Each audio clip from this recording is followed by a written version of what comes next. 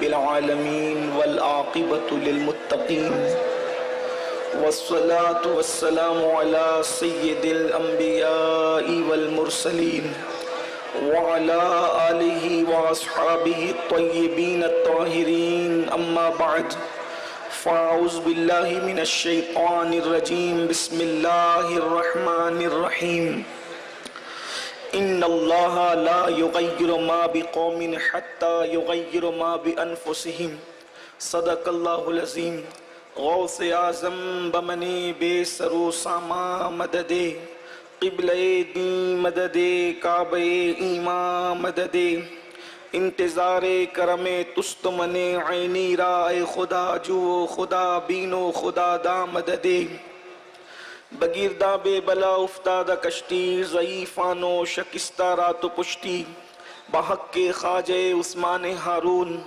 مدد کن یا معین الدین چشتی مدد کن یا معین الدین چشتی مدد کن یا معین الدین چشتی انتہائی احترام و عقیدت کے ساتھ اپنے اور ساری کائنات کی مرکز عقیدت انیس بے کساں چارہ ساز درد منداں ہم غریبوں کے غم گسار ہم فقیروں کی ثروت شہر یار ارم تاجدار حرم نوبہار شفاعت شب اسرا کے دولہا نوشے بزم جنت دانائے سبل مولائے کل ختم الرسل خسرویں خوباں سیاح لامکاں وجہ کن فکاں در اللہ المکنون سر اللہ المخزون عالم ما کانا وما یکون آبو گل انبیاء جانو دل اصفیاء مطلع ہر سعادت مقطع ہر سیادت خلاصہ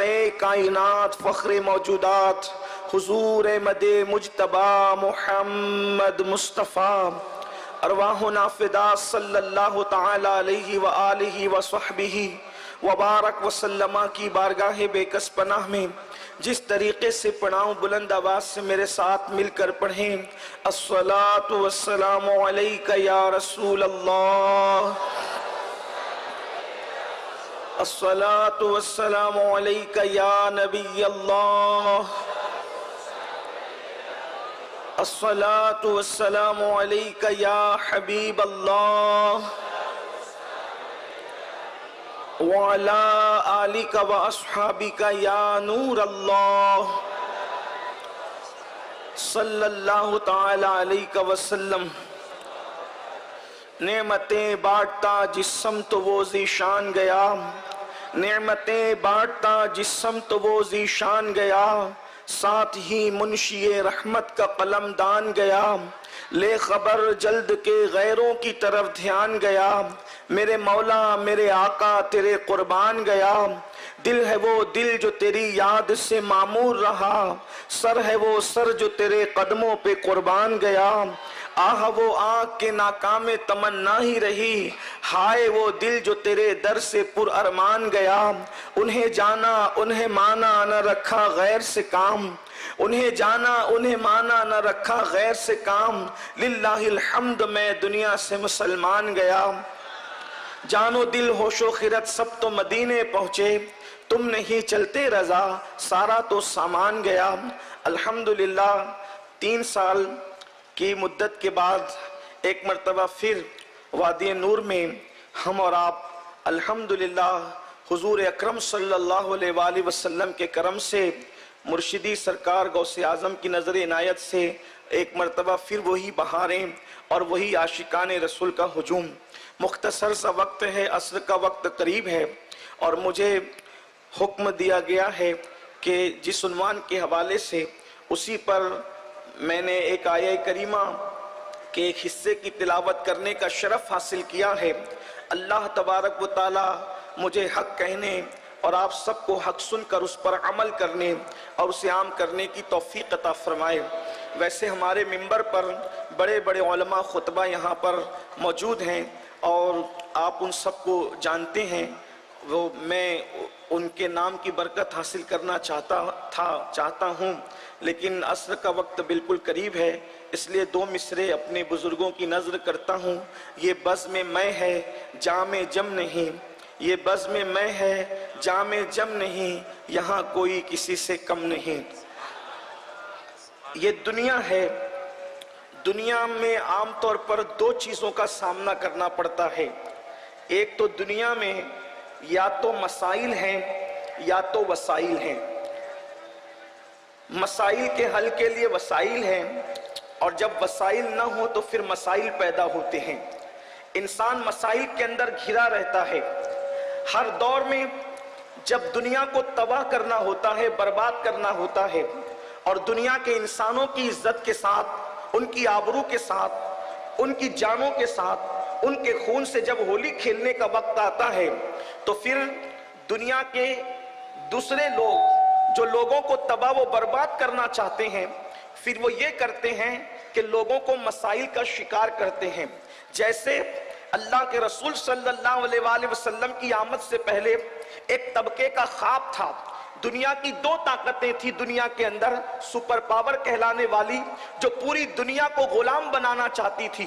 اس لیے دنیا کے اندر انہوں نے بے شمار مسائل پیدا کر رکھے تھے، مگر اللہ کے رسول صلی اللہ علیہ وآلہ وسلم جب اس فرش خاک گیتی پر تشریف لائے تو اللہ کے رسول صلی اللہ علیہ وآلہ وسلم نے اپنے اشارے ابرو سے اور اپنی عظیم محنتوں سے میرے آقا علیہ الصلوۃ والتسلیم نے اللہ اکبر دنیا سے مسائل کا خاتمہ فرمایا، اور وہ قوم جو نمک اور کافور میں فرق نہیں کر سکتی تھی اس کو خدا کی پہچان عطا فرمائی، جو گمراہی کے دلدل میں پھنسے ہوئے تھے ان کو آسمان ہدایت کا تارا بنا دیا، جو اخلاقی گراوٹوں کا شکار تھے ان کو اخلاق سے ایسے مزین کیا کہ دنیا ان کو دیکھ کر کے اسلام کا کلمہ پڑھتے ہوئے نظر آئی۔ میرے پیارے آقا صلی اللہ علیہ وآلہ وسلم کے پیارے دیوانوں، کوئی طویل تمہید یا گفتگو کا ارادہ نہیں، لیکن بس یہی حال اب ایسا ہے، دنیا تیسری عالمی جنگ کی طرف بڑھ رہی ہے، اور بلکہ بعض مفکرین تو یہ کہہ رہے ہیں کہ تیسری عالمی جنگ شروع ہو چکی ہے،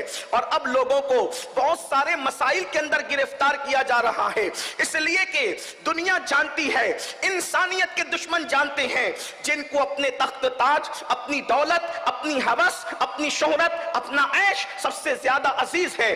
یہ اسلام کے نہیں صرف بلکہ پوری انسانیت کے دشمن ہیں، اور انسانیت کے دشمن جانتے ہیں جب تک لوگوں کو مسائل میں گرفتار نہیں کرو گے اس وقت تک ان کی عزت سے، ان کے خون سے، ان کی جان سے ہولی نہیں کھیلی جا سکتی۔ اللہ اکبر، اتنے مسائل ہیں کہ اگر مسائل کا تذکرہ کیا جائے تو اس کے حل پر کوئی گفتگو نہیں ہو سکتی، لیکن آج مجھے جو حکم ہے عصر جدید کے یا دور جدید کے جو ہے تین اہم مسائل پر گفتگو کرنا ہے، اور ساتھ ہی اس کا حل بھی آپ کی خدمت میں پیش کرنا ہے۔ میرے پیارے آقا صلی اللہ علیہ وسلم کے پیارے دیوانوں، جب بھی دنیا کو تباہ کرنے کا پلان بنتا ہے مسائل میں گرفتار کرتے ہیں۔ آپ دیکھیں ہلاکو اور چنگیز خان کا دور سوشل میڈیا کا دور تو نہیں تھا، الیکٹرانک اور پرنٹ میڈیا کا اس طرح کا دور بھی نہیں تھا، لیکن جب انہوں نے لوگوں کے خون سے ہولی کھیلنا چاہی تو پہلے ماحول ایسا تیار کیا گیا کہ لوگ مسائل کا شکار ہوئے، اس کے بعد لوگوں کو تباہ کر دیا گیا، اور اب بھی حالات جو ہے اللہ اکبر اب تو بہت تیز رفتاری کے ساتھ گندگی پھیل رہی ہے۔ کیا مسائل ہیں؟ بہت سے مسائل ہیں، لیکن تین پر گفتگو کرنا ہے۔ نمبر ایک، سب سے بڑا مسئلہ اللہ اکبر اس وقت کسی ایک ملک کا نہیں، کسی ایک ریاست کا نہیں، کسی ایک خطے کا نہیں، کسی ایک قبیلے کا نہیں، بلکہ اللہ اکبر پوری دنیا کا مسئلہ یہ ہے۔ آج پوری دنیا کو غربت کے دلدل میں ڈھکیلنے کی کوشش کی جا رہی ہے، اس لیے کہ دنیا جانتی ہے جب تک لوگوں کو غریب نہیں کریں گے ان کی آبرو نہیں خرید سکتے، ان کا ایمان نہیں خرید سکتے، ان کا عقیدہ نہیں خرید سکتے۔ میرے پیارے آقا صلی اللہ علیہ وآلہ وسلم کے پیارے دیوانوں، اس لیے بڑی تیزی کے ساتھ الگ الگ نام پر، کبھی بیماریوں کے نام پر، کبھی وباؤں کے نام پر، کبھی جنگوں کے نام پر، کبھی کسی نام پر لوگوں کو غربت کی چکی میں پیسنے کی کوشش کی جا رہی ہے۔ یاد رکھیے اسلام غربت کو بری نظر سے نہیں دیکھتا، بلکہ اسلام اس غربت کو اچھی نظر سے دیکھتا ہے جس غربت کے اندر شکر ہو، جس غربت کے اندر پاک دامنی ہو، جس غربت کے اندر استقامت ہو، جس غربت کے اندر اللہ اکبر اپنے ایمان اور عقیدے کی حفاظت ہو۔ اگر غربت ایسی ہے تو اسلام جو ہے اللہ اکبر ایسی غربت کی یہ شان بیان کرتا ہے۔ اللہ کے رسول صلی اللہ علیہ وآلہ وسلم نے فرمایا دنیا کے مالداروں سے، پاک 500 साल पहले अल्लाह गरीबों को जन्नत अता फरमाएगा। एक हदीस पाक का मफहूम है, क़यामत के दिन उन लोगों को बादशाह की हैसियत दी जाएगी, बल्कि जन्नत का बादशाह करार दिया गया है जो गुर्बत के अंदर शुक्र से काम लेते हैं, पाकदामनी से काम लेते हैं, निगाहों के अंदर तकद्दुस होता है, रब तबारक व तआला का शिकवा नहीं करते। मगर याद रखें, अब कोई गुर्बत की इस फजीलत को सुनकर ये न सोचे कि फिर हमें तो गरीब ही रहना है। जैसे कि हमारे यहाँ कुछ तंजीमें नमाज के नाम पर शुरू हुई 1857 के बाद अंग्रेज की पैदा की हुई नौजायदा जमातों ने अलग अलग अंदाज से मुसलमानों को गुमराह करना शुरू किया कि जब रसूलुल्लाह गरीब थे तो मुसलमानों को मालदारी से क्या काम, जब सैयदा फातिमा के घर चूल्हा नहीं जलता था तो फिर ये क्या और वो क्या।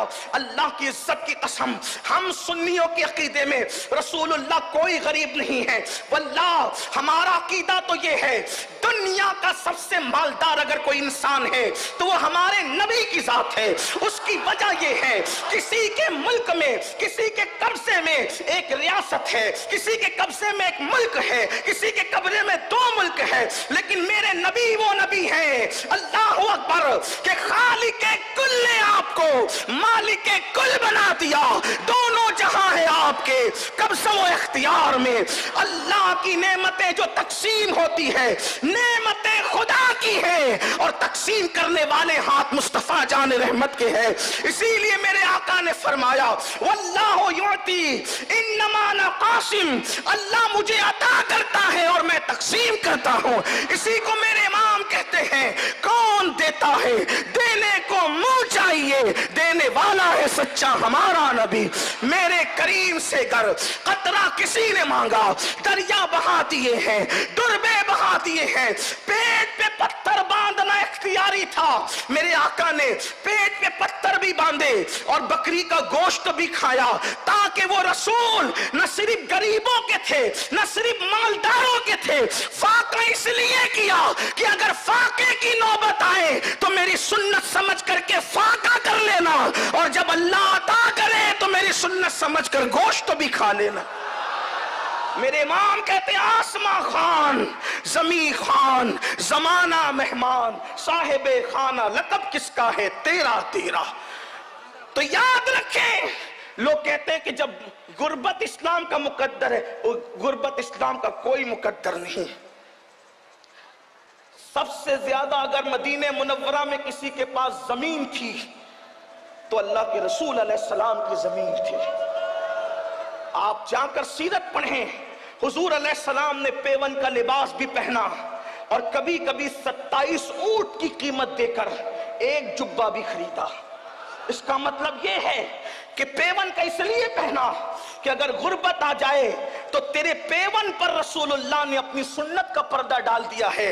यह मतलब नहीं कि कोई महफिल में पेवन वाला पहन करके आएगा तो लोग उसकी गुर्बत का मजाक उड़ाएंगे, बल्कि अल्लाह के रसूल ने पेवन वाला पहनकर गरीबों के लिए सुन्नत बना दी। और अगर कोई कीमती पहन के आएगा तो कोई उसको मगरूर न कहे। 27 ऊंट देकर के जुब्बा खरीद कर कीमती पहनना भी अपनी उम्मत के लिए सुन्नत बना दिया। तो अब गुर्बत मुसल्लत की जा रही है, और गुर्बत अल्लाह के रसूल अलैहिस्सलाम फरमाते हैं कभी कभी इंसान को कुफ्र तक ले जाती है। गुर्बत की वजह से लोग कुफ्र तक बक देते हैं। ये लॉजों में बिकने वाली बच्चियां, इर्तिदाद का फितना, ईमान पर मंडलाते हुए खतरात, उसमें सबसे बड़ी वजह एक गुर्बत भी है। गुर्बत की चक्की में लोग पिस रहे हैं। इसलिए मैं बहुत तवील मैं अर्ज कर चुका हूं कि असर का वक्त करीब है, जल्दी से अपनी गुफ्तगू को शॉर्ट करके मुकम्मल करना है। गुर्बत की चक्की में लोग पिस रहे हैं। ईमान खतरे में, अकीदा खतरे में, इज्जत खतरे में, आबरू खतरे में, जान खतरे में। इमाम सुफियान सौरी रज़ी अल्लाह ताला अन्हु फरमाते हैं, अपनी तिजोरियों से माल निकाल कर बाजारों में लगाओ।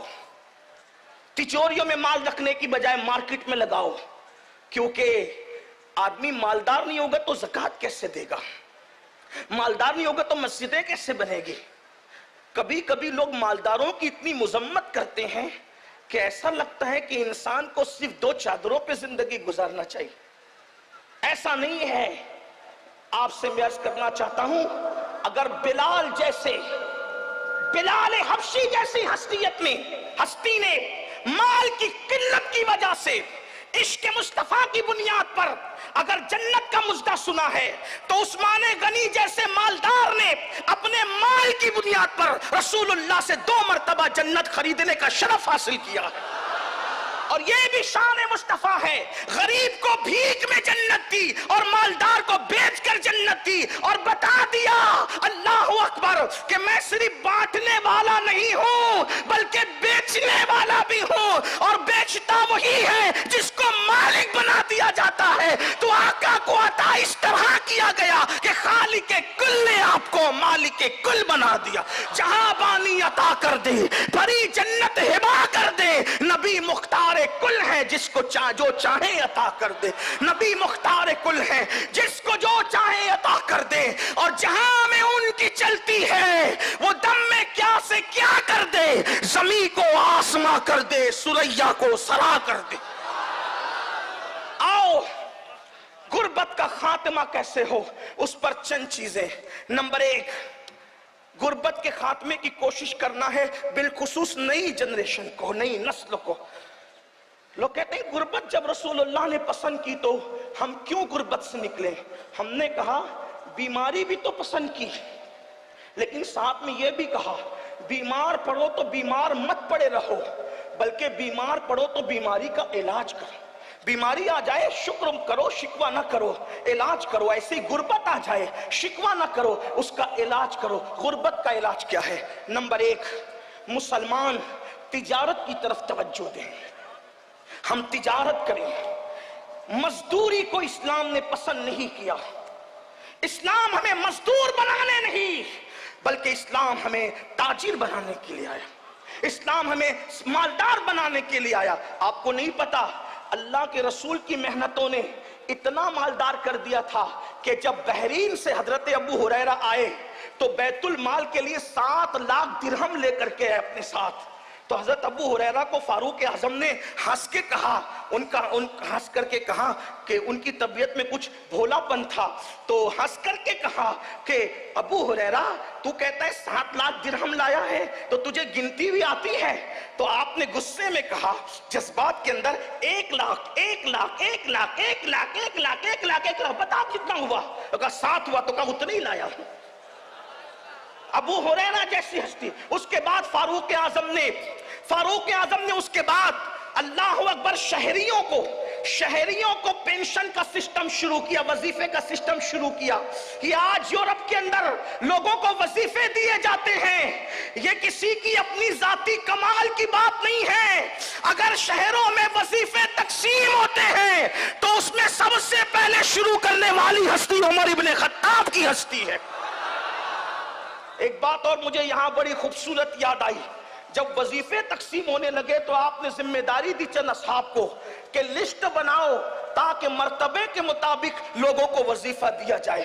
تو لوگوں نے پہلے بدری پھر احد کے اسی طریقے سے ترتیب وار جو ہے وہ بنایا۔ فاروق اعظم نے دیکھ کے کہا یہ لسٹ نہیں ہے، کہ پھر فرمایا اوپر ان کا نام لکھو جو رسول اللہ کے خاندان کے سب سے زیادہ قریب ہیں۔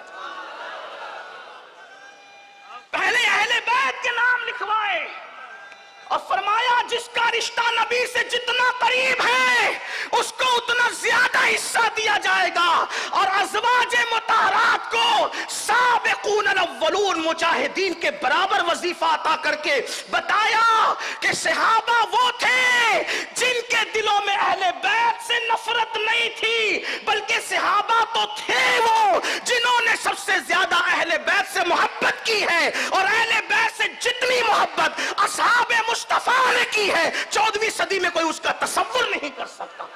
یہ فاروق اعظم رضی اللہ تعالیٰ کا عشق رسول تھا۔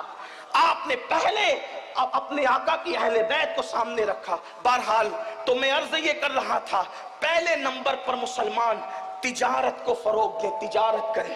اگر چنے ہی بیچنے پڑے یہ بھی تجارت ہے، چنے ہی بیچنے پڑے، بلکہ یہاں تک اللہ اکبر اگر کسی کو مارکیٹ میں ذلت کی جگہ کھڑے رہنا پڑے تو اللہ کے رسول علیہ السلام فرماتے ہیں کہ جو رزق حلال کے لیے ذلت کی جگہ کھڑا رہے گا اللہ تبارک و تعالی اس کو آخرت کی عزتوں سے نوازے گا.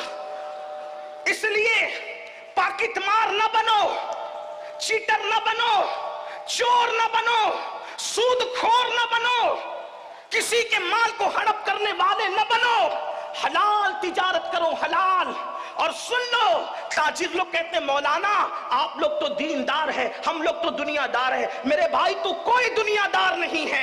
اگر تو اپنے بال بچوں کو محتاجی سے بچانے کے لیے حلال تجارت کر رہا ہے تو کوئی دنیا دار نہیں ہے. مصلی پہ نفل کر پڑھنے والے کو اتنا اجر نہیں ملتا جتنا رزق حلال کمانے والے کو اللہ اجر عطا فرماتا ہے.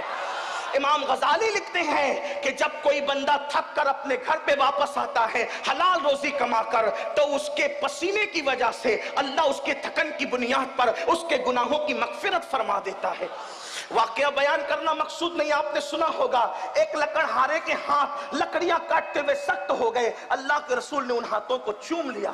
نماز کی اہمیت اپنی جگہ ہے لیکن بحیثیت نمازی حضور نے کسی کے ہاتھ نہیں چومے. بحیثیت صائم روزے دار حضور نے کسی کے ہاتھ نہیں چومے. بحیثیت مجاہد حضور نے کسی مجاہد کے ہاتھ نہیں چومے. لیکن رزق حلال کمانے میں جس کے ہاتھ سخت ہو گئے تھے حضور علیہ السلام نے ان کے ہاتھوں کو چوم کر محبت کا اظہار فرمایا اور بتا دیا گیا جو ہاتھ حلال کمانے میں سخت ہو جاتے ہیں اللہ اس پر جہنم کی آگ کو حرام فرما دیتا ہے.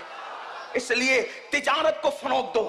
لیکن آج کے لڑکے تو واٹس ایپ پہ لگے ہوئے ہیں، فیس بک پہ لگے ہوئے ہیں، موبائل پہ لگے ہوئے ہیں، لڑکیوں میں لگے ہوئے ہیں، برائیوں میں لگے ہوئے ہیں. کیسے تجارت کریں گے؟ ساری دنیا صبح اٹھتی ہے اور ہمارے جوان رات کے 3 بجے تک سوتے ہیں اور 12 بجے 1 بجے جب ساری دنیا کا آدھا کام ہو چکا ہوتا ہے اس وقت وہ بیدار ہوتے ہیں. فضول نہ بنو، فالتو نہ بنو، تجارت کرو. تجارت میں برکت ہے. لوگ کہتے ہیں تجارت کیا کرے؟ میں نے کہا جب ملک شام کی منڈی میں صاحب معراج آمنہ کا لال بحیثیت تاجر کھڑے ہو سکتے ہیں تو ہماری کیا حیثیت ہے، ہماری کیا اوقات ہے؟ گھر پہ بیٹھ کر نرم گدوں پر بیکار نہ بنو، تجارت کرو. بلکہ اللہ کے رسول علیہ السلام نے فرمایا سچا تاجر انبیاء، صدیقین اور شہداء کے ساتھ جنت میں داخل کیا جائے گا. سچے تاجر کو نبیوں کے ساتھ جنت میں داخلے کی بشارت. اس لیے سچے تاجر بنو. اور ایک بات آپ سے کہتا ہوں، مال کماؤ لیکن حرام اور حلال میں تمیز کرو. یہ نہیں کہ جنگلی رمی سے بھی مال آ رہا ہے تو لے لو، جوے سے بھی آ رہا ہے تو لے لو. نہیں، جوا حرام ہے اور جوا تباہ ہوگا، جوا برباد ہوگا، سود ہلاک ہوگا، سود برباد ہوگا. اس لیے حلال ذریعے سے شارٹ ٹائم میں کروڑ پتی بننے کے چکر میں، ایزی منی کے چکر میں، راتوں رات کروڑ پتی بننے کے چکر میں اسلام سے ہٹ کر کوئی دوسرا راستہ اختیار نہ کرنا ورنہ تباہ ہو جاؤ گے. حرام آتا نظر آتا ہے لیکن اس میں برکت نہیں ہوتی. کیا آپ نے بار بار نہیں سنا اللہ اکبر، سور کے کتنے بچے پیدا ہوتے ہیں، کتے کے کتنے بچے پیدا ہوتے ہیں لیکن وہ حرام ہے، اس میں کوئی برکت نہیں. ہر دروازے پر نہ سور نظر آتا ہے نہ ہر دروازے پہ کتا نظر آتا ہے. لیکن اللہ اکبر بکریاں حلال ہے، ہر سال کروڑوں اربوں خربوں کی تعداد میں ذبح ہوتی ہے، اس کے باوجود بھی ہر دروازے پر کم و بیش نظر آتی ہے. وجہ حلال ہے تو اللہ نے اس میں برکت عطا فرمائی ہے. اس لیے حلال کو لازم پکڑو. اللہ اکبر. پہلے نمبر پر تجارت، جلدی سے گفتگو اینڈ کی طرف جاتی ہے. دوسرے نمبر پر زراعت، اس لیے کہ اگر تجارت نہیں کر سکتے تو چلو کسان بن جاؤ، زراعت کا پیشہ اختیار کرو. ہمارے ابا جان حضرت آدم علیہ السلام نے زراعت کا پیشہ اختیار فرمایا. اللہ اکبر. انبیاء الگ الگ پیشے سے وابستہ رہے. اللہ. حضرت آدم علیہ السلام زراعت کرتے تھے. اچھا، زراعت اور کسان بننے میں فائدہ کیا ہے؟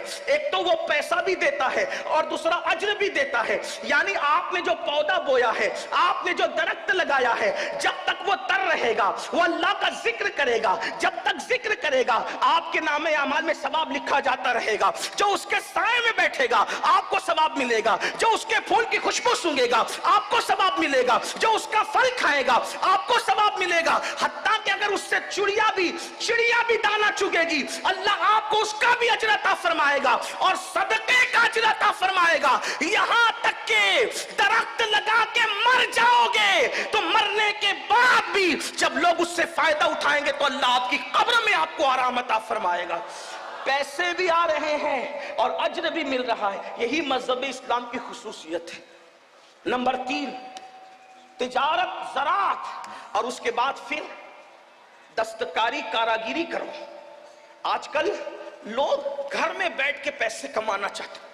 حضرت داؤد علیہ السلام اللہ کے پیغمبر ہیں, اللہ کے نبی ہیں, سلیمان علیہ السلام کے والد ہیں. آپ روزانہ بھیس بدل کے نکلتے تھے کہ میں اپنے بارے میں پوچھوں کہ میری کمی کیا ہے. حالانکہ جو بھی نبی ہوتا ہے اس میں کبھی کوئی کمی نہیں ہوتی, کیونکہ نبی کو اللہ کامل و اکمل بنا کر بھیجتا ہے. چاہے اس کا نسب ہو, چاہے اس کا حسن ہو, چاہے اس کا علم ہو, چاہے اس کا تقوی ہو, اس کا بولنا ہو, چلنا ہو, پھرنا ہو, معصوم ہوتا ہے نبی. لیکن جن کے رتبے ہیں سوا, ان کو سوا مشکل ہے.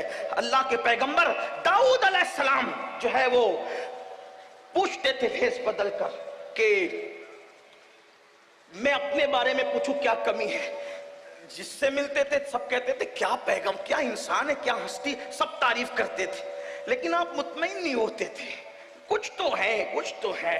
ایک دن اللہ نے جبریل علیہ السلام کو بھیجا, کہا آپ جاؤ اور بتاؤ, آئینہ دکھاؤ کیا کرنا ہے. حضرت جبریل آئے انسانی شکل میں, ان سے ملاقات ہوگی تو کہا داؤد کیسے, کہا آدمی بہت اچھا ہے لیکن اپنے ہاتھ کی کمائی نہیں کھاتا.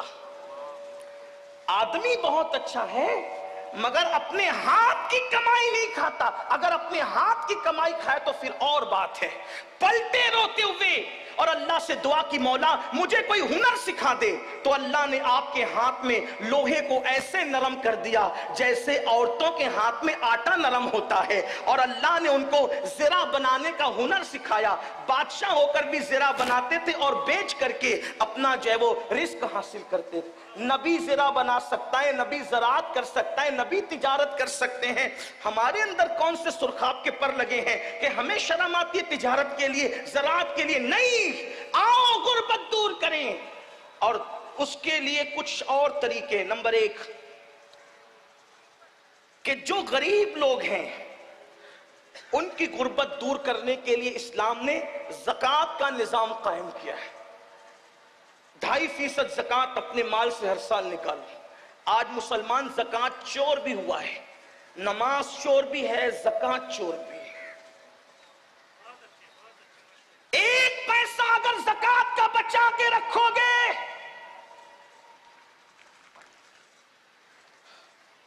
1 پیسہ اگر زکوٰۃ کا بچا کر رکھو گے تو وہ پیسہ آپ کے دوسرے اچھے پیسے کو بھی تباہ کرے گا. اور اگر زکوٰۃ دے دی, اللہ کے رسول علیہ السلام فرماتے ہیں جو اپنے مال کی پوری پوری زکوٰۃ ادا کرے, اللہ اس کے مال کو اپنے قلعے میں محفوظ کر لیتا ہے. مجھے بتاؤ, جس کا مال اللہ کے قلعے میں محفوظ ہو جائے پھر اس کے مال کو کون کیا کر سکتا ہے؟ لوگ کہتے ہیں میرا مال بیوپاری لے کر کے بھاگ گیا, ڈوب گیا, یہ ہوا وہ ہوا. زکوٰۃ نہیں دیتے, غریبوں کا حق نہیں دیتے, اس لیے کوئی لے کر کے بھاگتا ہے. واللہ اگر 1 پائی کی زکوٰۃ نکال دو تو اللہ کے سچے نبی نے فرمایا کہ جس نے زکوٰۃ نکال دی اس کا مال اللہ کے قلعے میں محفوظ ہو گیا. ایک بات. دوسری بات, جب زکوٰۃ نکالو تو زکوٰۃ کو کوئی سسٹم سے تقسیم کرو. کچھ لوگوں کو تو ہم نے 200 روپے تقسیم کرتے دیکھا. ٹھیک ہے, اس پہ کوئی شرع کا حکم نہیں کہ تملیغ شرط ہے فقیر کے لیے, لیکن آپ سے پوچھتا ہوں کم سے کم ایسا ہو جائے. علماء کرام بیٹھے ہوئے, صرف اپنی اصلاح کی خاطر مشورہ دے رہا ہوں, آپ کی مشورہ ہے میرا کہ اپنی زکوٰۃ کو 3 حصوں میں تقسیم کریں اگر ہو سکے تو. نمبر 1, 1 حصہ اپنے رشتہ داروں میں تقسیم کریں. نمبر 2, 1 حصہ عام مسلمانوں میں تقسیم کریں. اور نمبر 3, 1 حصہ مدارس دینیا میں تقسیم کریں. اس سے یہ ہوگا کہ آپ کے رشتہ داروں کی غربت بھی دور ہوگی, عام مومنوں کی غربت بھی دور ہوگی, اور جو مدارس اسلامیہ جو دراصل ہمارے مذہب کی جان ہے, اللہ کے رسول علیہ السلام نے فرمایا العلم حیات الاسلام و عماد الدین, کہ علم اسلام کی زندگی ہے اور دین کا ستون ہے. جب تک کہ یہ مذہبی ادارے قائم ہیں انشاءاللہ ہمارا دین زندہ رہے گا. اس لیے ان کو بھی مضبوط کرنا ضروری ہے، لیکن اس کے لیے تھوڑی گزارش اتنی ہے کہ جہاں دے رہے ہیں وہاں آنکھ کھول کر کے دیکھو کہ کام ہو رہا ہے کہ نہیں ہو رہا ہے۔ اگر واقعی صحیح کام ہو رہا ہے، زمین پر ہے ادارہ تو ٹھیک ہے، اگر آسمانوں پر یا تصورات یا تخیلات میں ہے تو پھر آپ اس کے ذمہ دار ہیں۔ کچھ لوگوں کا حال یہ ہوتا ہے کام نہیں دیکھتے بلکہ جہاں نام ہوتا ہے وہاں دیکھتے ہیں، پھر چاہے وہ صحیح جگہ ہو چاہے غلط جگہ۔ اس میں بھی مجھے ایک بات یاد آتی ہے، دراصل پھر آپ کا بلکہ ہم بولنے والوں کا بھی کیا قصور۔ ایک شخص حضرت محبوب الہی کے پاس ہے، نظام الدین اولیاء، کہ حضور میری زکوٰۃ ہے اور آپ میرے مرشد ہیں، آپ نیک اللہ والے، جس کو چاہے دے دیں۔ لیکن وہ بھی اللہ والے تھے، وہاں لے کر کے جھولی میں ڈالنا تو تھا نہیں، انہوں نے ہاتھ میں نہیں لیا، فرمایا بیٹا خانقاہ کے سامنے جا، پہلا جو بندہ نظر آئے گا اس کو دے دینا۔ تو دے دیا۔ وہ محبوب الہی کے بڑے نیک اور متقی مرید تھے، تو دوسرے کو رشک آیا، ارے اس کی زکوٰۃ تو بڑی صحیح جگہ گئی، تو دوسرا بھی لے کر کے آیا، بس سرکار میری بھی قبول کرے۔ میں جا پہلے خانقاہ کے دروازے پہ جو پہلے دکھے دے دینا۔ ایک شرابی ڈولتے ہوئے آ رہا تھا، حضرت کا حکم تھا دے تو دیا، منہ اتار کے آیا، کہا سرکار اس کی ایسی جگہ میری ایسی جگہ۔ آپ نے مسکرا کے کہا بیٹا میرا قصور کیا ہے، جیسا مال تھا ویسے کے پاس پہنچ گیا۔ بس اپنی زکاتوں کا بھی یہی حال ہے، جیسے کماؤ گے ویسے جھولی میں جائیں گے، اگر حلال کماؤ گے تو اچھے ہاتھوں میں پہنچے گی۔ یہ تو زکوٰۃ کا معاملہ ہو گیا۔ اگر زکوٰۃ کی وعید بھی بہت ہے نہیں دینے پر، میں اس پر بھی گفتگو نہیں کرتا، کیونکہ ابھی دو نکات پر اور گفتگو آپ سے کر سکتا ہے، کرنے کی سعادت حاصل کرنا ہے۔ میں جلدی جلدی سے چل رہا ہوں، حالانکہ اتنی جلدی سے چلنا میری اپنی ہی چاہے وہ یعنی کہ میرا اتنا علمی معیار بلند نہیں ہے کہ میں اتنی جلدی سے اپنی بات رکھوں، بلکہ میرا معاملہ آج اس وقت ایسا ہے جیسے کسان کا حال ہوتا ہے کہ وہ سورج دیکھ کر کے ہاتھ تیز کرتا ہے، ویسے میں بھی گھڑی پر توجہ کر کے اپنی بات تھوڑی سی تیز کرنا چاہتا ہوں، تاکہ اللہ کرے میرے دل کی بات کسی کے دل تک پہنچ جائے اور میرے لیے نجات کا سامان ہو جائے۔ حالانکہ یہاں تو ایک سے خطبہ مقررین شمس ملت علامہ شمس الدین جیسے اور حضرت علامہ اللہ بخش صاحب جیسے اور حضرت علامہ معین اعظمی صاحب جیسے ہمارے بڑے بھائی جناب بلبل باغ مدینہ قاری رضوان صاحب، علامہ عبدالرب صاحب، اور بھی ہمارے مولانا انصار صاحب، بڑے بڑے یہ شموس و اقمار ہے علوم و معارف کے، یہ یہاں جلوگر ہیں۔ ان کی موجودگی میں میرا بولنا ایسا ہی سورج کو چراغ نہیں، سورج کے سامنے اگربتی جلانے کے برابر ہے، لیکن میں بات جلدی سے پوری کرنا چاہ رہا ہوں۔ تو غربت کے لیے ایک تو زکوٰۃ ہو گئی، دوسری چیز آج مسلمانوں کی فکر یہ بن گئی کہ زکوٰۃ ہی میں سب نپٹانا چاہتے ہیں 2.5% میں، اس کے لیے بھی زکوٰۃ لے لو، اس کے لیے بھی زکوٰۃ لے لو، اس کے لیے بھی للہ رقم بھی تو نکالو، صدقہ نفلی صدقہ بھی تو نکالو۔ حدیث پاک میں آتا ہے تمہارا نفلی صدقہ جب تم کسی کو دیتے ہو، نفلی زکوٰۃ تو مستحقی کو دی جائے گی ورنہ ادا نہیں ہوگی، لیکن نفلی صدقہ سب کو دیا جا سکتا ہے۔ جب ہم نفلی صدقہ دیتے تو اس کی فضیلت یہ ہے کہ جس کو نفلی صدقہ دیتے ہو اس کے ہاتھ میں بعد میں آتا ہے، پہلے وہ اللہ کے دست قدرت میں پہنچتا ہے۔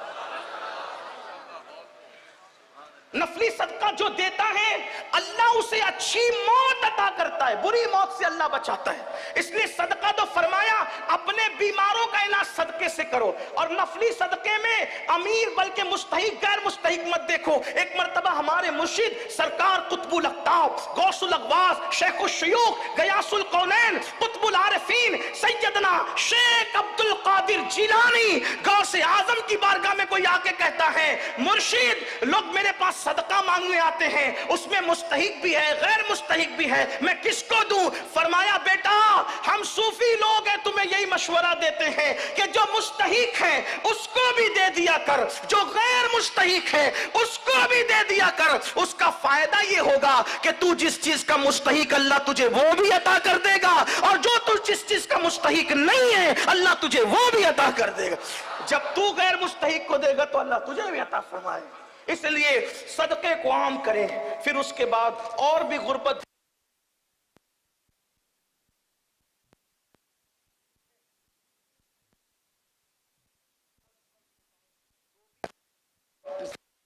خربوں میں نکلے گی، خربوں میں، لیکن بس صحیح تقسیم کی ضرورت ہے۔ خدا کرے اللہ ہماری قوم کو شعور دے۔ دوسرا مسئلہ ہے جہالت۔ جہالت ہر برائی کی جڑ. جاہل جو کرے گا اس کی توقع آپ کسی سے نہیں رکھ سکتے. پہلی بات، پہلے جہالت کی تعریف سن لیں.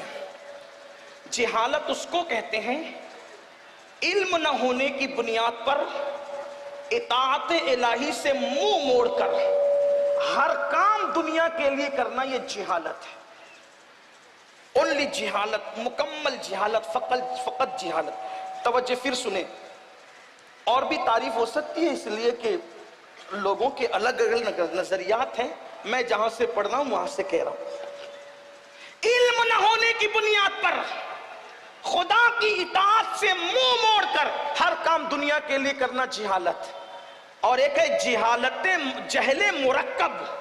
جہل مرکب یہ ہے علم ہونے کی بنیاد پر خدا کی اطاعت سے منہ موڑ کر ہر کام دنیا کے لیے کرنا، یہ جہل مرکب ہے. تو جاہل سے بھی بڑا جاہل وہ ہے جو جہل مرکب رکھتا ہے. لیکن آپ سے کہنا چاہتا ہوں اسلام ہر جہالت کو مٹانے کے لیے آیا ہے، اس لیے ہم علم کی طرف توجہ کریں. آج دیکھیں نماز پڑھنا نہیں آتی، جہالت. وضو کرنا نہیں آتا، جہالت. نماز جمعہ کے مسائل نہیں معلوم، جہالت. حج کے مسائل نہیں معلوم، جہالت. ماں باپ کی نافرمانی نہیں معلوم، جہالت. عورتوں پہ باپ کی نظر، جہالت. زنا، شراب، یہ سب گندگی جو پھیلی، جہالت. قتل، غارت گری، جہالت. یہ سب جہالت کے مسائل ہیں. آئیے جہالت کو دور کریں اور جہالت کا خاتمہ کریں. مسلمانوں سے میری اتنی گزارش ہے، اپنی دولت کا دولت مند لوگ اپنی دولت کا صحیح استعمال کریں اور جہالت کے خاتمے کے لیے ادارے بنائیں. اور ایسے صاف ستھرے ادارے. ہمارے امیر، ہمارے قائد حضور امیر سنی دعوت اسلامی نے ایک فکر یہ دی لوگوں کو، بلکہ وہ دیتے ہی رہتے ہیں کہ لوگ الہاد کے ماحول میں علم بانٹ رہے ہیں اور لوگوں کو الہاد اور بے دینی کی طرف لے جا رہے ہیں. اور سنی دعوت اسلامی عشق رسول کے ماحول میں لوگوں کو انگریزی تعلیم دیتی ہوئی نظر آ رہی ہے. اس کے لیے الحمدللہ شروعات ہوئی تو بہت سے اداروں کا قیام بھی آ گیا. آپ جسے جانتے ہیں میرے آقا علیہ السلام کے پیارے دیوانوں، ہمارے دل کا درد تو یہ ہے مسلمانوں کے پاس اللہ نے اتنی دولت دی ہے، اگر ہم صاف و شفاف ادارے بنائیں. بلکہ میرا ایک مشورہ تو یہ بھی ہے، مندی کے اس دور میں مالداروں کو چاہیے کہ فیکٹریاں قائم کرنے کی بجائے کالج، اسکولز اور یونیورسٹیاں قائم کریں. یہ ایک بہترین تجارت بھی ہے اور قوم کے مفاد میں بھی ہے. صرف درد بھرے نعرے مسائل کا حل نہیں ہے. اور ایک بات یہ بھی کہتا ہوں، مہنگے گنبد و مینار بنانے کی فکر چھوڑ دو. گنبد و مینار پر جتنے کروڑ خرچ کرتے ہو ان گنبد اور مینار والوں کے نام پر، انہی کے نام سے یونیورسٹیاں اور ادارے قائم کر دیے جائیں. ہم تو آج تک سوچ رہے ہیں، ہمارے بزرگوں کی صحبت میں بیٹھ کر ہم نے سنا ہے، آج تک سوچ رہے ہیں کاش شاہ جہاں نے ممتاز کے نام پر تاج محل بنانے کی بجائے ایک عالمی یونیورسٹی بنا دی ہوتی تو ممتاز کے لیے ایصال ثواب بھی ہوتا، ممتاز کا نام زندہ بھی رہتا، محبت کی نشانی بھی ہوتی، قوم کا مفاد بھی ہوتا. لیکن اس نے نرا تاج محل بنایا، آج وہ سونا سونا پڑا ہوا ہے اور رات کے اندھیرے میں وہ تاریکی میں ڈوب تو جاتا ہے. شاہ جہاں کا نام تو ہوا. میں کوئی مفتی نہیں کہ کوئی اس فقہی حکم بیان کروں، ایک سگے بارگاہ غوثیت ہوں، بلکہ سگانے سگے در ہوں. اللہ اکبر. لیکن آپ سے پوچھنا چاہتا ہوں، اب جو غلطی ہمارے اگلے کر چکے اب ہم نہ کریں. اپنے بچوں کے مستقبل کے لیے اداروں کا قیام کریں اور ادارے بھی رسمی نہ ہو، بلکہ آپ سے کہنا چاہتا ہوں ادارے رسمی نہ ہو جہاں صرف سرٹیفکیٹ نہ بٹتا ہو، بلکہ جہاں واقعی انسان بنائے جاتے ہوں. کیونکہ میرے آقا روئے زمین پر اچھی عمارتیں بنانے نہیں آئے تھے، بلکہ میرے آقا روئے زمین پر اچھے انسان بنانے آئے تھے. صفا کے چبوترے پہ بیٹھ کر رسول اللہ نے جو انسان بنائے، آج اس کی مثال مثال زمین پر نہیں ملتی. لاؤ ابو بکر صدیق جیسا انسان, لاؤ عمر ابن خطاب جیسا انسان, لاؤ عثمان غنی جیسا انسان, لاؤ مولا علی جیسا انسان, لاؤ سعید جیسا, سعد جیسا, طلحہ جیسا, زبیر جیسا, ابو ہریرہ جیسا, بلال حبشی جیسا, خالد ابن ولید جیسا, سعد ابن ابی وقاص جیسا, امیر حمزہ جیسا, مصعب ابن عمیر جیسا. اللہ اکبر. کہاں لا کر کے بتاؤ گے؟ اللہ کی عزت کی قسم, میرے نبی نے وہ انسان بنائے, ان میں مقتدی نہیں تھے, وہ صرف رسول اللہ کے مقتدی تھے, اور وہ قیامت تک کے لیے ہر ایک کے لیے مقتدا بن گئے. میرے آقا نے فرمایا جو ان کی پیروی کرے گا وہ ہدایت پا جائے, وہ نجوم ہدایت ہے. میرے امام کہتے ہیں اصحاب نجوم رہنما ہے, کشتی ہے آل مصطفیٰ. اہل سنت کا ہے بیڑا پار, اصحاب حضور نجم ہے اور ناؤ ہے اطرت رسول اللہ کی. آؤ اچھے انسان بنائیں, اور اگر اتنی وسعت فکر نہیں ہے کہ پوری قوم کے لیے جی سکتے ہو, کم سے کم اپنی اولاد کا مستقبل ہی سدھار لو, کم سے کم اپنے بچوں ہی کو پڑھا لو. ہمارے مہاراجا کے مرشدوں نے اعلان کیا اگر آدھی روٹی کھانا پڑے تو کھاؤ مگر اپنے بچوں کو تعلیم عطا کرو.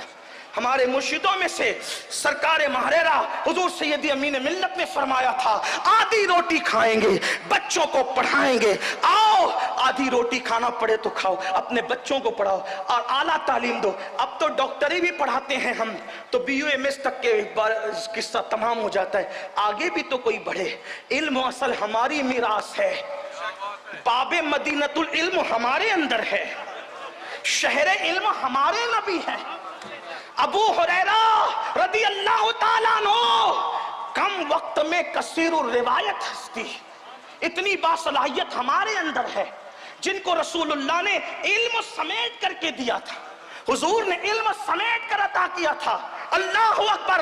لوگ کہتے ہیں مولانا ہم تاجر, ہم مالدار, ہم اعلیٰ نسب, ہمیں علم کی کیا ضرورت ہے, نوکری تو کرنی نہیں ہے. ہم کہتے ہیں نوکری کے لیے کون علم حاصل کرتا ہے؟ علم تو اچھا انسان بننے کے لیے حاصل کیا جاتا ہے. ایک علم والا تاجر اور ایک جاہل تاجر میں فرق ہے, علم والے کی گفتگو اور جاہل کی گفتگو میں فرق ہے, علم والے کے کھانے اور جاہل کے کھانے میں فرق ہے. اس لیے علم والے بنو. ارے وہ غوث اعظم شیخ عبد القادر جیلانی حسنی حسینی جو آیات من آیات اللہ ہے, اللہ اکبر, پیدا ہوئے اسی دن سے روزہ رکھا, لیکن اس کے باوجود بھی وہ علم کے حصول کے لیے جا رہے. پیدا ہوتے ہی کرامت کا ظہور ہو رہا ہے اور پھر بھی علم کے لیے نکل رہے ہیں. پتا کیا چلا, اگر صاحب کرامت بھی بن جاؤ تو پھر بھی علم کی ضرورت باقی رہتی ہے. اور غوث پاک فرماتے ہیں قطبیت کیسے ملی؟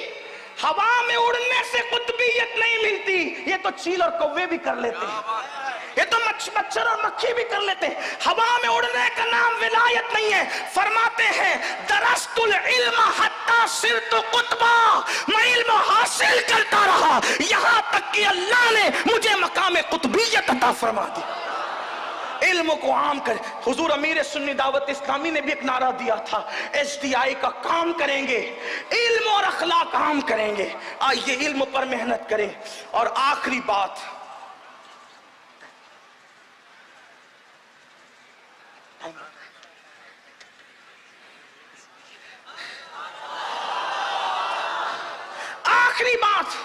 غربت, جہالت اور تیسری چیز فحاشی. یہ سب سے بڑا مسئلہ ہے. یہ فحاشی وہ بلا ہے, بس بات مکمل ہو رہی ہے, جہاں بیٹھے وہیں سے سن لے. محبتیں آپ کی, آپ کا پیار اللہ سلامت رکھے, ہماری محبتیں سلامت.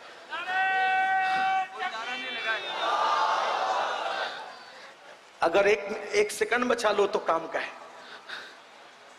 فحاشی دیکھو, غربت کی وبا میں امیر مبتلا نہیں. توجہ کرنا, فحاشی کتنی بڑی بری چیز ہے. غربت کی وبا میں امیر مبتلا نہیں, جہالت کی وبا میں علم والا مبتلا نہیں, لیکن فحاشی وہ بدترین تباہی ہے جس میں غریب بھی مبتلا, امیر بھی مبتلا, جاہل بھی مبتلا اور اہل علم بھی مبتلا, الا ماشاءاللہ, مگر اللہ جس کو بچا لے. فحاشی کیا ہے؟ فحاشی یہ ہے گندگی کو، فحاشی کیا ہے؟ گندگی کو، ناجائز چیزوں کو نافرمانی کے طور پر اریاں کرنا، اوپن کرنا، اس کو کہتے ہیں بے حیائی، فحاشی۔ اور اللہ سب سے بڑھ کر غیرت والا ہے، اس لیے اس نے فحاشی اور بے حیائی کو حرام کر دیا ہے۔ بلکہ یہاں تک فرمایا کسی کا ایمان چیک کرنا ہو، ایمان تو یہ چیک کرو اس میں حیا کتنی ہے۔ حیا جتنی حیا ہوگی اتنا ایمان مضبوط ہوگا، اور جتنی بے حیائی ہوگی اتنا ایمان کمزور ہوگا۔ اسی لیے میرے نبی صرف مومن نہیں تھے بلکہ جان ایمان تھے۔ جتنی حیا انہوں نے کی ہے اتنی حیا کسی نے نہیں کی ہے۔ صحابہ کہتے میرے آقا ایسی حیا کرتے تھے جیسے کنواری لڑکیاں نامحرم مردوں سے حیا کرتی ہے۔ اسی لیے تو اکثر صحابہ نے رسول اللہ کے تلووں کو کبھی نہیں دیکھا، اس لیے نہیں دیکھا کہ حضور نے کبھی ان کے سامنے پیر لمبے ہی نہیں کیے، اس لیے تلوے وہ نہ دیکھ سکے۔ بلکہ یہ بات بھی تحقیق کو پہنچی کہ آسمان اور چاند نے کبھی نبی کا تلوہ نہیں دیکھا، اسی لیے تو بیان کیا گیا ہے آسمان گر تیرے تلووں کا نظارہ کرتا، اگر کرتا نہیں کیا تبھی تو کہا آسمان گر تیرے تلووں کا نظارہ کرتا، روز ایک چاند تصدق میں اتارا کرتا، چھپ گیا چاند نہ آئی تیرے دیدار کی تاب، سامنے گر کبھی ہوتا بھی تو سجدہ کر۔ ایسے باحیا رسول، اب جملہ ذرا غور کرنے، سن لے، یاد کرنے، ایسے باحیا رسول جن کا تلوہ کبھی نہ چاند نے دیکھا نہ آسمان نے دیکھا، اور جب اپنے گھر میں تربیت کی اپنی شہزادی سیدہ فاطمہ کی تو ایسی تربیت کی کہ فاطمہ الزہرا کے دوپٹے کو بھی کبھی چاند و سورج نے نہیں دیکھا۔ میرے امام بیان کرتے جس کا آنچل نہ دیکھا مہو میر نے، جس کا آنچل نہ دیکھا مہو میر نے، اس ردائے نزاہت پہ لاکھوں سلام۔ حضور کا تلوہ حیا کی وجہ سے آسمان نہ دیکھے، اور سید شہزادی کا دوپٹہ چاند و سورج نہ دیکھے، اور ہمارا کیا ہے؟ تولیہ لپیٹ کر پورے محلے میں گھوم رہے، گھٹنے دکھاتے، بے حیائی کی انتہا۔ برمنڈا پہن کر کے گھومنا فیشن ہے، اور پھر یوٹیوب، فیس بک اور پتہ نہیں کیا کیا بلائیں، انٹرنیٹ اور سوشل میڈیا کی جو جنگل ہے، گندی فلمیں، بلی فلمیں، اللہ کی پناہ، اللہ کی پناہ، کیا حالات ہیں۔ یاد رکھیے اگر کوئی دوپٹے والی عورت کو دیکھے، میں صرف مفہوم پیش کر رہا ہوں، دوپٹے والی عورت کو دیکھے تو اس کو دیکھنے کا پاپ کی نظر سے وبال یہ ہے کہ مرتے وقت کلمہ جاری نہ ہو زبان پر۔ وہ جو ننگی عورتوں کو ناشتے 3 گھنٹے تک دیکھتے، اپنے نرم نرم گدوں پہ لیٹ کر کے زنا کے مناظر دیکھتے ہیں، گندی فلمیں دیکھتے ہیں، لگے رہتے ہیں فحاشات کی طرف، فواحش کی طرف، اپنے خواہشات کی طرف۔ سوچو اللہ کے رسول علیہ السلام نے فرمایا جو کسی عورت کو پاپ کی نظر سے دیکھے گا اس کی آنکھوں میں جہنم کی آگ کی سلاخیں ڈالی جائے گی، اور اس کی آنکھوں میں جہنم کی آگ بھری جائے گی۔ میں حیرت سے پوچھتا ہوں جو آنکھیں دن کا برداشت نہ کر سکے، جو آنکھیں اللہ اکبر پیاس کے ننھے اور باریک ذرات برداشت نہ کر سکیں، ان آنکھوں میں جب جہنم کی آگ کی سلاخیں ڈالی جائے گی تو ہم کیسے برداشت کر سکیں گے؟ اسی پر بس نہیں، یہ فحاشی کی بنیاد پر زنا، لواطت، ہاتھوں کے ساتھ جو ہے وہ زنا، اللہ اللہ، یہ ساری گندگی پھیل رہی ہے۔ چھوٹے چھوٹے بچے انٹرنیٹ کی گندگی دیکھ کر وقت سے پہلے بالغ ہو رہے ہیں۔ آپ جانتے ہیں اگر مشت زنی کی، اللہ اللہ، ہینڈ پریکٹس کی جو وبا پھیل رہی ہے اور وہ موت کے قریب کر رہی ہے، انسان کو مریض کر رہی ہے، چلتا پھرتا مردہ بنا رہی ہے، اس کی وجہ یہی فواحش ہے، یہ فحاشی ہے۔ بلکہ اللہ اکبر، چھوٹے چھوٹے لڑکے شادیاں کے وقت آنے تک کے مرنے کے، خودکشی کرنے کی تک بات کرتے ہیں۔ سن لو اے میری قوم کے جوانوں، اپنے آپ کو تباہ نہ کرو، اپنے آپ کو برباد نہ کرو، خدا کے لیے اپنی جوانی پہ رحم کرو۔ جوانی کا سرمایہ دنیا کی دولت دے کر بھی نصیب نہیں ہو سکتا۔ خدا کے لیے گندگی مت دیکھو، آنکھوں کی حفاظت کرو۔ ایک حدیث پاک سنو، بہت لطف آئے گا۔ امام المتکلمین علامہ نقی علی خان اپنی کتاب میں لکھتے ہیں کہ میرے آقا علیہ السلام نے جنت نعیم کا ذکر کیا۔ صحابہ نے پوچھا یا رسول اللہ یہ جنت نعیم کس کو گی تو آقا فرماتے ہیں جو اپنی آنکھوں کی حفاظت کرے گا اللہ اس کو جنت نعیم میں بے حساب داخل فرما دے گا، بے حساب اس کو جنت نعیم میں داخلہ نصیب ہوگا۔ آنکھوں کی حفاظت کرو، قرآن کہتا ہے قُلْ لِلْمُؤْمِنِينَ يَغُضُّ مِنْ أَبْصَارِهِمْ، مومنوں سے کہہ دیا جائے وہ اپنی آنکھوں کی حفاظت کریں۔ لوگ کہتے ہیں رسول اللہ کی زیارت کا کوئی طریقہ بتایا جائے، کوئی وظیفہ بتایا جائے، میں کہتا ہوں کوئی وظیفہ نہیں، اپنی آنکھوں پہ کنٹرول کرنا سیکھ لو، مٹ جائے یہ خودی تو وہ جلوہ کہاں نہیں، جدھر نظر اٹھاؤ گے جلوہ یار نظر آئے گا۔ اپنی آنکھوں کی حفاظت تو سیکھے مسلمان۔ تو یہ فرمایا قیامت کے دن کچھ لوگوں کے ہاتھ حاملہ ہوں گے اور اللہ پوچھے گا ان کے ہاتھ حاملہ جو ہیں اس لیے ہے کہ انہوں نے اپنے ہاتھوں سے اپنے سرمائے کو ضائع کیا تھا۔ دوسری چیز زنا، بس دو باتیں، بات پوری، زنا۔ اللہ اکبر، اللہ کے رسول علیہ السلام فرماتے ہیں اللہ پاک ہر گناہ کی سزا آخرت میں دے گا، ہر گناہ کی سزا آخرت میں دے گا، لیکن زنا وہ چیز ہے، ظلم اور زنا اللہ اس کی سزا دنیا ہی سے دینا شروع فرما دیتا ہے۔ لمحوں کے گناہوں نے صدیوں کی سزا پائی۔ اللہ کے رسول علیہ السلام فرماتے ہیں شادی شدہ عورت سے کوئی زنا کرے تو آقا فرماتے ہیں پوری امت پر جتنا عذاب ہوگا اس کا آدھا عذاب شادی شدہ عورت کے ساتھ زنا کرنے والے پہ ہوگا، آدھا، سب کے آدھا، پوری کائنات کے لوگوں کے آدھا عذاب شادی شدہ عورت سے زنا کرنے والے کے اوپر ہوگا۔ اور آقا فرماتے ہیں اس کو تارکول کا لباس پہنایا جائے گا، اس کو تانبے کی قمیص، پگھلی ہوئی قمیص پہنائی جائے گی اور اس کی شرمگاہ پر جہنم کی آگ دہکائی جائے گی۔ یہ تو بیان سے باہر ہے۔ اور تیسری چیز جو فحاشی کی وجہ سے سامنے آتی ہے وہ ہے بدفعلی، مردوں کا مردوں کے ساتھ بدفعل۔ اللہ کے رسول علیہ السلام نے فرمایا قیامت اس وقت تک قائم نہیں ہوگی جب تک کہ بدفعلی کی کثرت نہ ہو جائے۔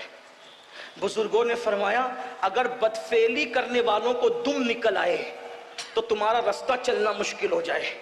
بدفعل وہی نہیں ہے جو آخری اینڈ تک پہنچتے ہیں، دیکھنے والے بھی بدفعلی میں شامل ہے، مصافحہ گندی نیت سے کرنے والے بھی شامل ہے، گلے ملنے والے بھی گندی نیت سے، جو شہوت کے ساتھ گندی نیت سے ایک دوسرے سے ملتے ہیں، بلکہ اب تو بائک پر 4-4 5-5 ایسے چپک کر کے بیٹھتے ہیں کہ الامان والحفیظ، اس کا کوئی تفسیرہ نہیں۔ بزرگ بھی ہے، بچے بھی ہے، خواتین بھی سن رہی ہوگی، لیکن بس اتنا کہتا ہوں ایک حدیث سن لو دل کے کانوں سے۔